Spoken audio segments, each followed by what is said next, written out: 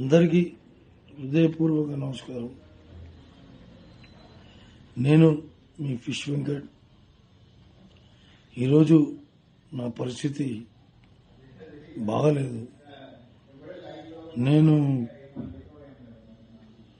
Sugar వచ్చి BP పెరిగి బాగా క్రిటికల్గా ఉంది నా పరిస్థితి.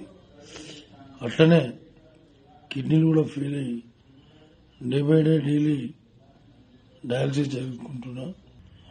ఇప్పుడు నా భార్య వెళ్ళండి, వెళ్ళి పవన్ సార్ని కలవండి, పవన్ సార్ మీకు అనుకూలంగా ట్రీట్మెంట్ చేపిస్తాడు, మీకు ప్రతి విషయంలో చేదోడు బాదోడుగా నిలుస్తాడు, మీరు వెళ్ళండి, నా మాటినండి అని ఒత్తిడి చేయడంతో అప్పుడు నాకు కూడా అనిపించింది కరెక్టే, పవన్ సార్ని కలవాలి.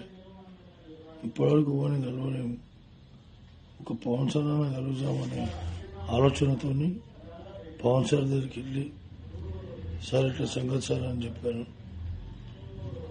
ఇమీడియట్ గా స్పందించారు. అన్నాడు, వెంకట్ గారు ఏం కావాలో చెప్పండి, నా తరపు నుంచి నేను చేయాలన్నా, ఇంకా ఏం ఎట్లా ఏం ఫికిర్ చేయకు, నేను చేపిస్తా, నీ కిడ్నీ ప్రాబ్లం మొత్తం తీపిస్తా, నీకు ఎందుకు కూర్చోండి అని చెప్పి కూర్చోబెట్టి